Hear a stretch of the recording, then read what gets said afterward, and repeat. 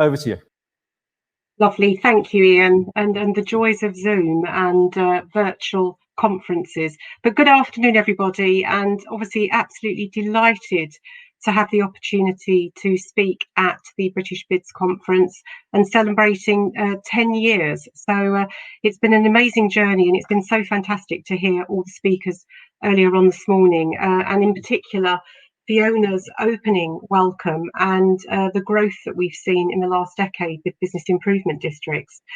So I'm going to be speaking about how can and should bids be more community focused. And I think we all know that bids have a valuable role to play in our governance structure, acting very much as the custodians on behalf of our business districts that they represent. I think if we chart the evolution of bids over the last 20 years, I think in more recent years, we have seen more and more emphasis on how we work with our wider levy paying community. So looking much more at developing much stronger links at a more grassroots level, a more community level. And I think this provides business improvement districts to explore how the mechanism can be flexed to create a more business community led district, working alongside our public service providers.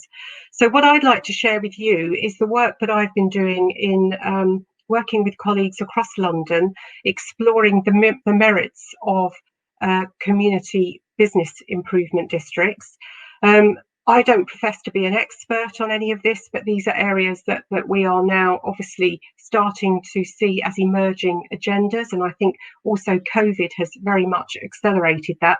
But there's three takeaways that I'd like to obviously also offer today. And that is, I think the bid mechanism has very much provided a model which has really demonstrated the level of resilience that's been shown by business improvement districts throughout this whole COVID pandemic, in terms of how we have very much kept the lights on for our business districts.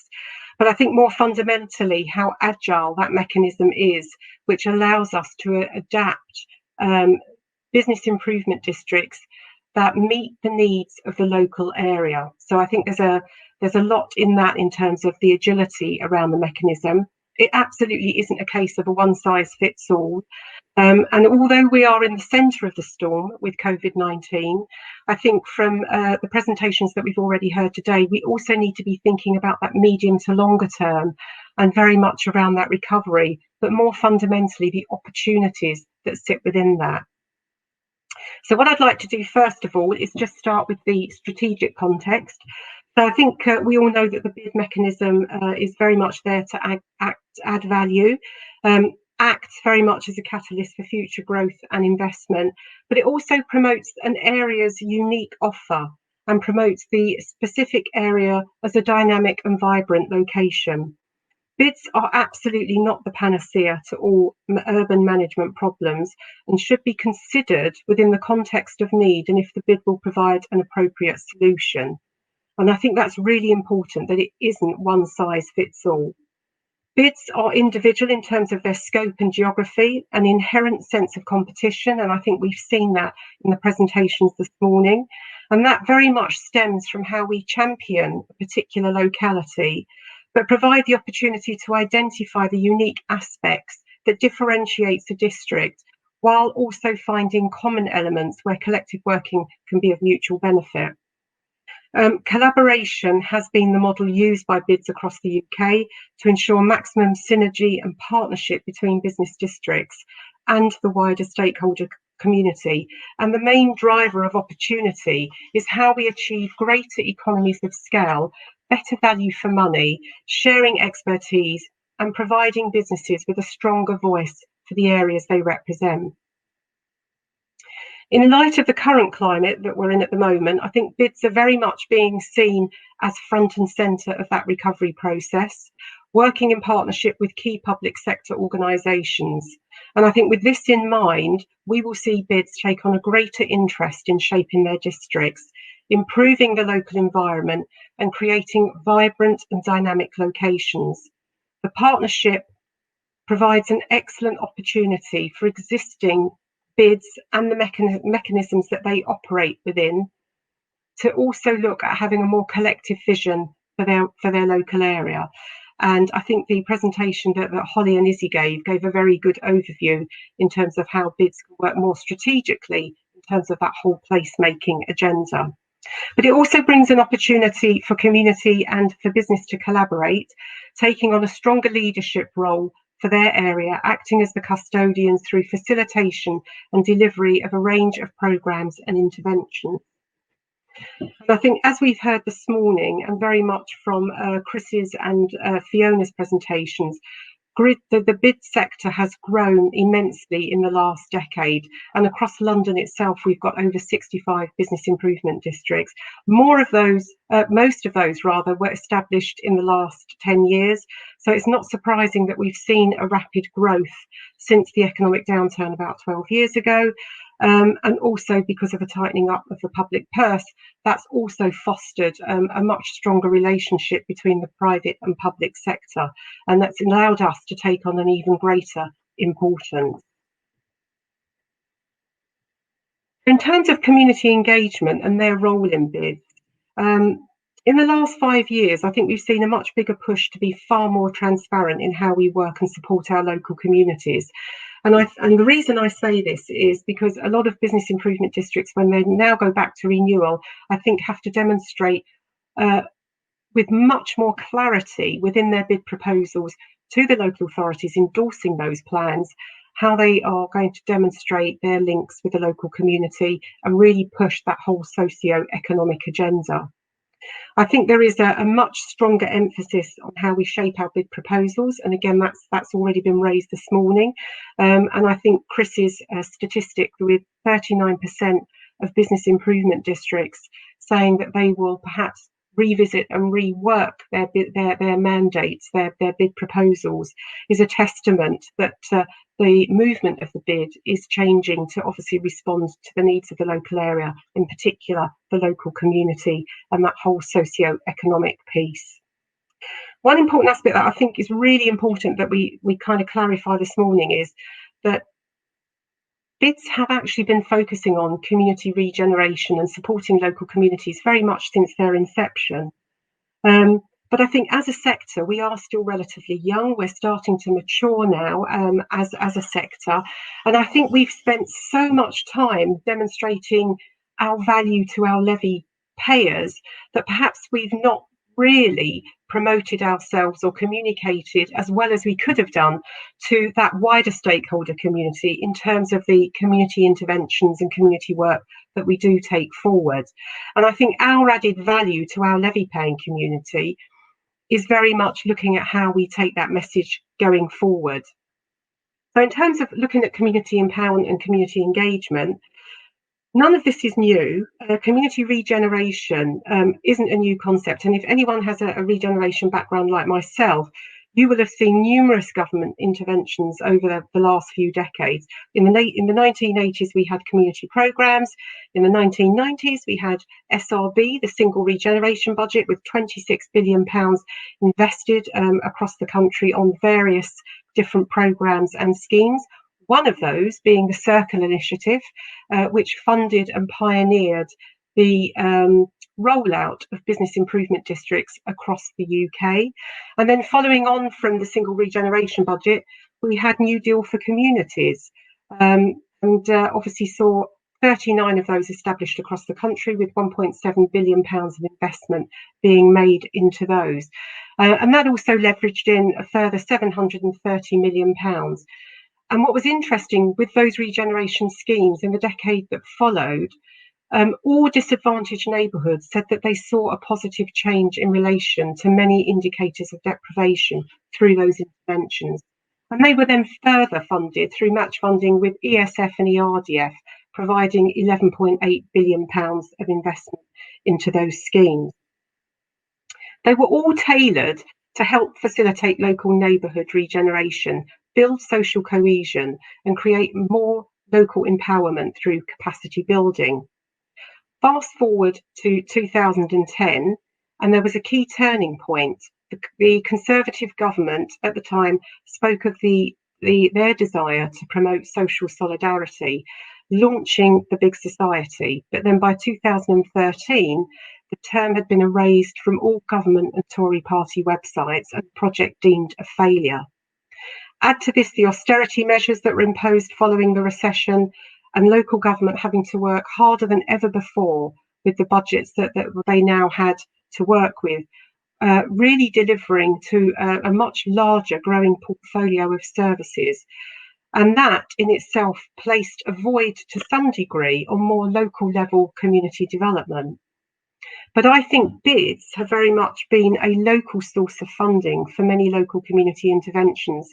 And we've seen bids up and down the country very much pick up that void in terms of working on initiatives like employment skills and training. The Cheapside Business Alliance, for example, secured over 200 jobs in their first bid term. We know that Richmond bid roll out the Mayfair Ball on an annual basis, really raising £100,000 to be reinvested back into community groups in the Richmond area.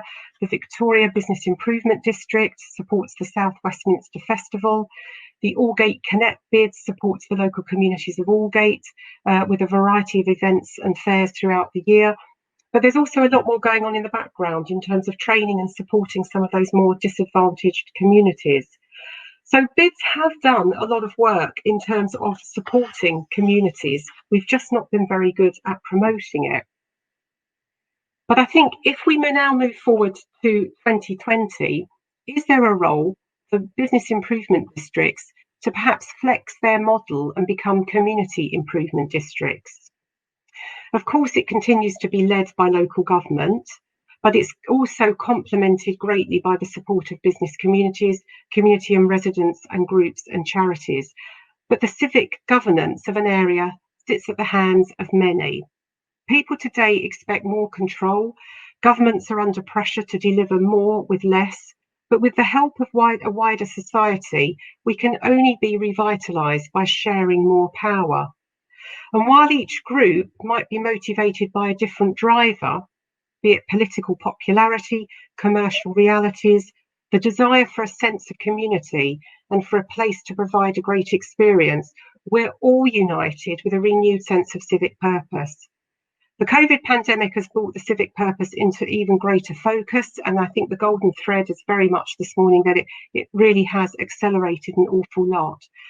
And yet, while society has significantly changed over the last 16 years, bids have been a stabilising presence. And again, it comes back to what I said earlier, that bids have very much kept the lights on through the whole of this pandemic. We're non-political and we provide continuity in the face of seismic political changes across the UK. We've spoken a lot about COVID this morning, and whilst we are very much in the eye of the storm with the pandemic, very much responding to obviously local and central government guidelines, I think we also need to look forward into the medium and longer term and give some thought to that whole recovery process and the opportunities that that brings to the table for business improvement districts. And I think it gives us a chance to consider the position of business improvement districts, the fundamental role that we play in our towns and cities across the country, and how we've been able to demonstrate our agility in light of COVID-19 to respond quickly, placing us very much front and centre, and how we can begin to work through the social and economic impact of COVID-19. Bids give a voice to businesses and communities, and we champion local priorities and ensure the right people are at the decision table. Businesses understand that together they can be stronger, lobby on big strategic issues that impact on their commercial performance and their ability to grow. I think it's also important to bear in mind that when a business is looking to locate, it's all about the DNA of that district. And community sits very much at the heart of a lot of our corporate occupiers in terms of their interventions, very intrinsic to their business models. So there is a huge opportunity for us to pick up much more of a community role and function as a bid mechanism. There is the potential for us to play an even greater role, where appropriate, in good civic governance and good growth across the UK. And I think bids vary in their ambition and the quality of their partnerships, but it's through the character of that bid and the can-do attitude, which lends itself to evolve further with scope to create our models established through the bid mechanism. So what's next for us? We have the opportunity to create a new civic compact between local government, residents and businesses.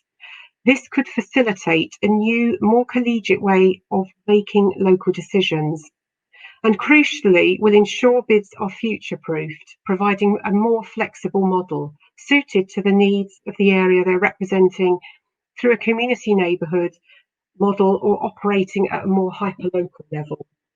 Now, I'm not suggesting that one replaces the other. So it could be that business improvement districts suit one area, but perhaps in another area, it would be more pertinent to have a community-led business improvement district. I think SIDS have been bubbling away since the first report was produced back in 2011, written by Tony Travers. And in 2019, those conversations were revisited with a number of research pieces undertaken, really looking at the merits of a SID model. The Centre for London produced Empowering Local Neighbourhoods, which was a collection of essays which the Victoria and North Bank bids were also involved in and sponsored. And that started to explore the role of bids and SIDS as a potential model going forward. We're now building on that research, working alongside Ben Rogers and his colleagues at Centre for London for community town centres, and that work is underway at the moment. And again, it's looking at SIDS as a potential model and option, and that piece of work is due out in March. And there's also been much discussion during COVID-19 with the Power to Change and the discussion paper produced by Ben Stevenson, which was very much looking at SIDS as a potential model. Currently in England, there are no community improvement districts. There are the pilots in Scotland, which has been pioneered by Phil Prentice and his colleagues, with community very much at the heart. So I think there's a lot of lessons from them that we can learn in terms of how we adapt, take something forward, perhaps in England at a pilot level as well. I think there is absolutely scope to demonstrate how bids can embrace the community aspect of towns and city centres that they serve. And I think throughout the pandemic, we've seen communities and businesses coming together to help support each other and our most vulnerable. The pandemic has also shone a lens on those more marginalised communities impacted by COVID-19 and how business responds to the whole agenda of equality, diversity and inclusion, and keeping our districts safe and clean. Bids are becoming more accountable to their boards in terms of how they demonstrate and measure their social value and support for community empowerment and community cohesion.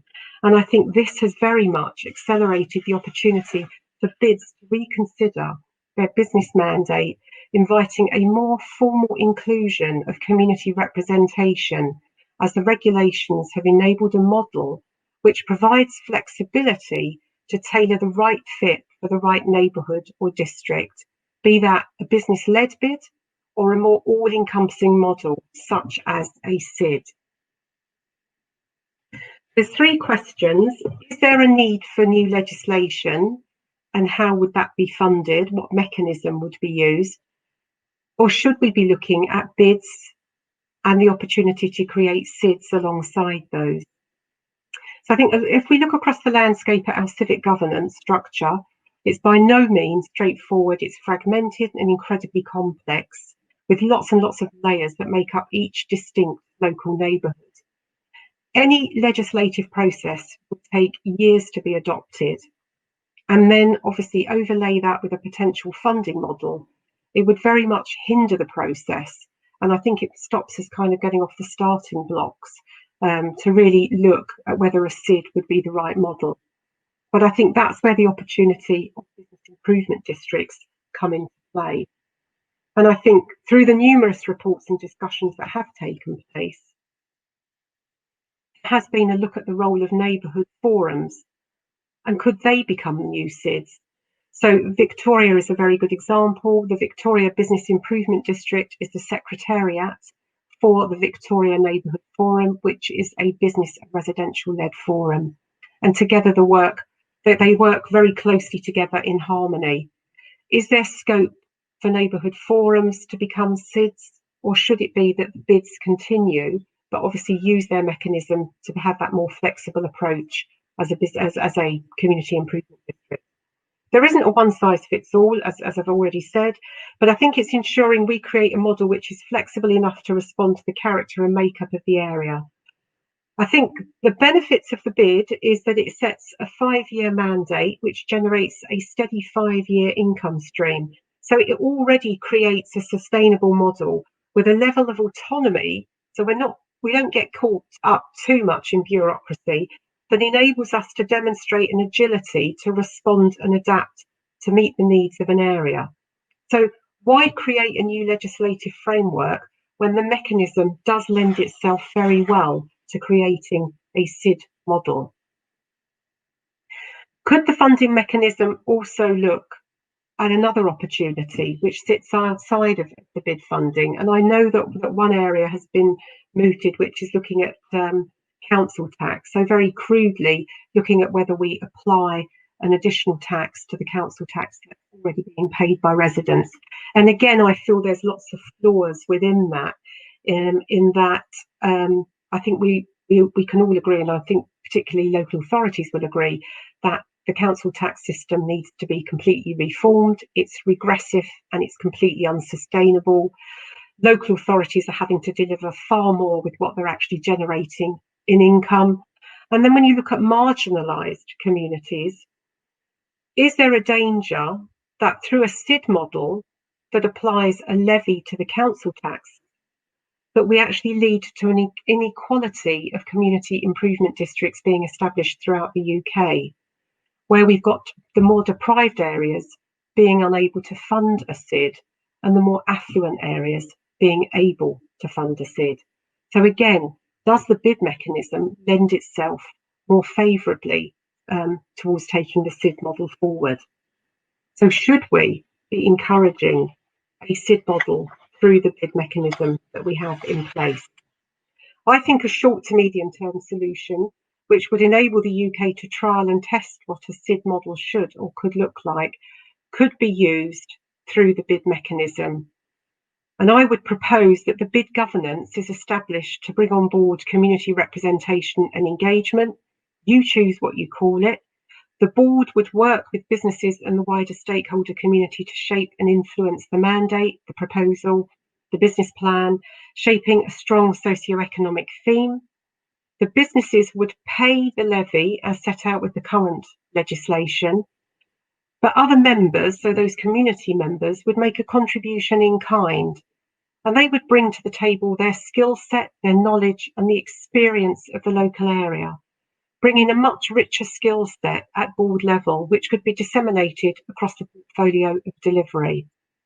This could be further match funded with community infrastructure levy if local authorities agreed that SIDs could draw on that. And I know as business improvement districts, we can draw on that in some local authority areas. So I think there is definitely an opportunity for that to be explored further. I think at this moment in time, we've got the opportunity to reframe what we expect from bids. And I think there is definitely the opportunity to create a hybrid model in addition to business improvement districts through a SID model. It allows us to be ambitious about their scope. It would remove a lot of red tape and administrative burdens, and at the same time strengthen and formalise community engagement work. In doing this, we will enable those bids and the communities they serve to better harness the enterprising can-do collaborative spirit that characterises the very best of the UK's business improvement districts. I think it would deliver very much a two-pronged approach, which is helping the community, but also giving us an even more competitive advantage. So on that note, I should say thank you very much for listening, and I will now hand you back to Ian. So thank you very much.